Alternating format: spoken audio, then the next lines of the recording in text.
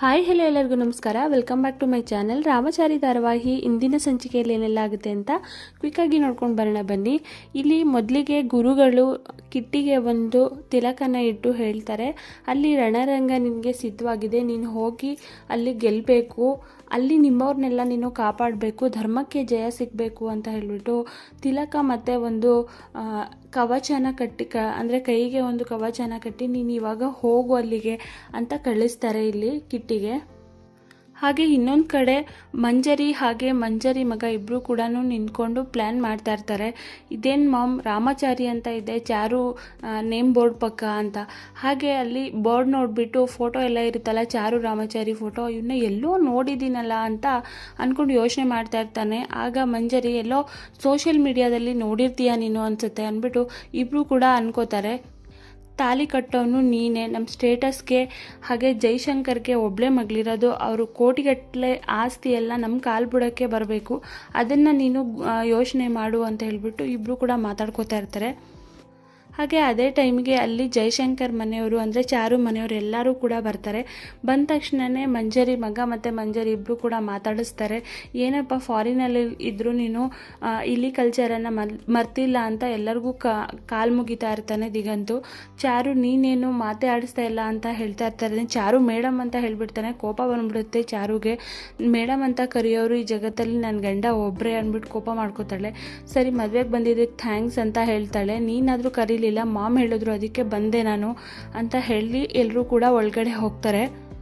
ಒಳಗಡೆ ಹೋದ ತಕ್ಷಣ ಚಾರುನ ನೋಡಿ ಅವನು ತುಂಬಾ ಫಿದಾ ಆಗಿಬಿಡ್ತಾನೆ. ಬರೀ ಚಾರುನೇ ನೋಡ್ತಾ ಇರ್ತಾನೆ. ಮದುವೆ ಆದರೆ ನಿನ್ನೆ ಮದುವೆ ಆಗಬೇಕು ಅನ್ಕೋತಾ ಇರ್ತಾನೆ. ಅಷ್ಟೊತ್ತಿಗೆ ಅಲ್ಲಿಗೆ ರಾಮಾಚಾರಿ ಮನೆ ಕಡೆಯವ್ರು ಬರ್ತಾರೆ. ರಾಮಾಚಾರಿ ಮನೆ ಕಡೆಯವ್ರು ಬಂದಾಗ ಚಿಲ್ಟು ಭಾವ ಅಂತ ಇರ್ತಾನೆ. ಆದರೆ ಇಲ್ಲಿ ಮಾನ್ಯತೆ ತುಂಬಾ ಸಿಟ್ಟು ಮಾಡ್ಕೋತಾ ಇರ್ತಾಳೆ. ಏನು ಭಾವನೋ ನೀನು, ಸುಮ್ಮನೆ ಭಾವಾಗಿವೆ ಎಲ್ಲ ಅನ್ಬೇಡ ಅಂದಾಗ, ಮೊದಲೇ ಮದುವೆ ಆಗಿದೆ ಅಕ್ಕಂಗೂ ರಾಮಾಚಾರಿ ಭಾವಂಗೂ, ಇದು ಸುಮ್ಮನೆ ಮಾಡ್ತಿರೋ ಪ್ರೋಗ್ರಾಮ್ ಅಷ್ಟೇ ಅಂತ ಹೇಳ್ತಾನೆ. ಅಲ್ಲಿಗೆ ಮಂಜರಿ ಬಂದು ತಡೀತಾಳೆ. ನೀನು ಸಹಜವಾಗಿರಬೇಕು, ಈ ಥರ ಎಲ್ಲ ಬಿಹೇವ್ ಮಾಡಬಾರ್ದು ಅಂತ ಹೇಳಿಬಿಟ್ಟು ಸರಿ ಬಂದರು ಗಂಡಿನ ಕಡೆಯವರು ಅಂದಾಗ ಸರಿ ಆರತಿ ಎಲ್ಲ ತೊಗೊಂಡು ಬನ್ನಿ ಅಂದ್ಬಿಟ್ಟು ಮಾನ್ಯತೆ ಹೋಗಿ ಆರತಿಯನ್ನು ಮಾಡ್ತಾಳೆ. ಆರತಿ ಮಾಡಬೇಕಾದ್ರೆ ಮನಸ್ಸಲ್ಲಿ ಹಾಗೆ ಅನ್ಕೋತಾಳೆ, ಇದು ಆರತಿ ಅಲ್ಲ ಬೆಂಕಿ, ನಿನ್ನ ಬದುಕನ್ನು ಸುಡೋ ಬೆಂಕಿ, ನಾನು ಮಾಡಿರೋ ಪ್ಲ್ಯಾನ್ ಇದೆಲ್ಲ ಅಂದ್ಬಿಟ್ಟು ಮತ್ತೆ ಎಲ್ಲರನ್ನೂ ಒಳಗಡೆ ಕರ್ಕೊಂಡು ಹೋಗ್ತಾರೆ. ಒಳಗಡೆ ಹೋದ ತಕ್ಷಣ ಅಲ್ಲಿ ಚಾರು ಕಾಣಿಸ್ಕೋತಾಳೆ, ಅಂದರೆ ವೈಶಾಖ ನೋಡಿಬಿಟ್ಟು ಚಾರು ಅಂತಾಳೆ. ಫ್ರೆಂಡ್ಸ್ ಜೊತೆ ಇರ್ತಾಳೆ ಚಾರು.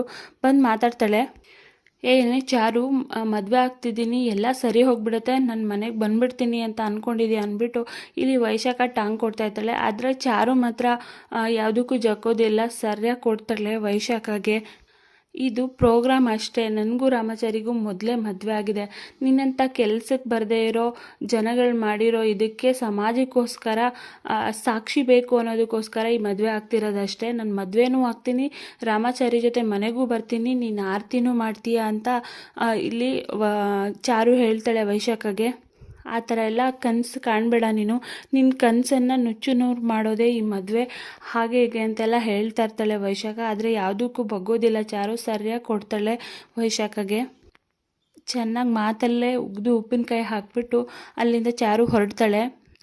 ಮೊನ್ನೆ ಕೊಟ್ಟನಲ್ಲ ಏಟು ನಿನಗೆ ಸಾಕಾಗಲಿಲ್ವಾ, ಅದು ನೋವೆಲ್ಲ ಕಡಿಮೆ ಆಗೋಯ್ತು, ಅಷ್ಟು ಬೇಗ ರಿಕವರಿ ಆಗಿಬಿಟ್ಟ ನೀನು, ನಾನೆಲ್ಲೋ ದೌಡೆ ಹಲ್ಲೆ ಉದ್ರೋಗ್ಬಿಟ್ಟಿರುತ್ತೆ, ಎಲ್ಲ ಊದ್ಕೊಂಡ್ಬಿಟ್ಟಿರುತ್ತೆ ಅಂದ್ಬಿಟ್ಟು ನಾನು ಅಂದ್ಕೊಂಡಿದ್ದೆ, ಪರವಾಗಿಲ್ಲ ಒಳ್ಳೆಯವ್ರ ಮನೇಲಿರೋದಕ್ಕೆ ಬೇಗ ರಿಕವರಿ ಆಗಿದೆಯಾ ಅಂದ್ಬಿಟ್ಟು ಅಲ್ಲಿಂದ ಹೋಗ್ತಾಳೆ ಚೆನ್ನಾಗಿ ಉರಿಸ್ಬಿಟ್ಟು. ಹಾಗೆ ಇನ್ನೊಂದು ಕಡೆ ನಾರಾಯಣಾಚಾರ್ಯವರು ಮತ್ತು ಜಯಶಂಕರ್ ಇಬ್ಬರು ಕೂಡ ಒಳಗಡೆ ಬರ್ತಾರೆ.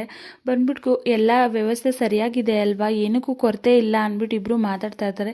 ಈ ಕಡೆ ಮಾನ್ಯತಾ ಮತ್ತು ವೈಶಾಖ ಮಂಜರಿ 3 ಜನನೂ ನೋಡ್ತಾ ಇರಬೇಕಾದ್ರೆ ಒಂದು ವಿಷಯ ಕೇಳ್ಪಟ್ಟೆ, ಎಲ್ಲರೂ ಕೂಡ ಬಂದರು ನಿಮ್ಮ ಮನೆಯಿಂದ, ನಿಮ್ಮ ಕೊನೆ ಮಗ ಸಿಕ್ಕಿದ್ರು ಕೃಷ್ಣ ಅಂತ ಹೇಳಿದ್ರು, ಇಬ್ಬರು ಕೂಡ ಒಂದೇ ಥರ ಇದ್ದಾರೆ ಅಂತ ಹೇಳಿದ್ರು, ನೋಡೋ ಭಾಗ್ಯನೇ ಸಿಗಲಿಲ್ಲ ಇಷ್ಟು ದಿನ, ಇಲ್ಲಿ ಮದುವೆಗೆ ಬರ್ತಾರೆ ಅಂದ್ಕೊಂಡೆ ಬರಲೇ ಇಲ್ಲ ಅಂದ್ಬಿಟ್ಟು ಕೇಳ್ತಾರೆ ಇಲ್ಲಿ ಇವರು ಜಯಶಂಕರ್ ಅವರು.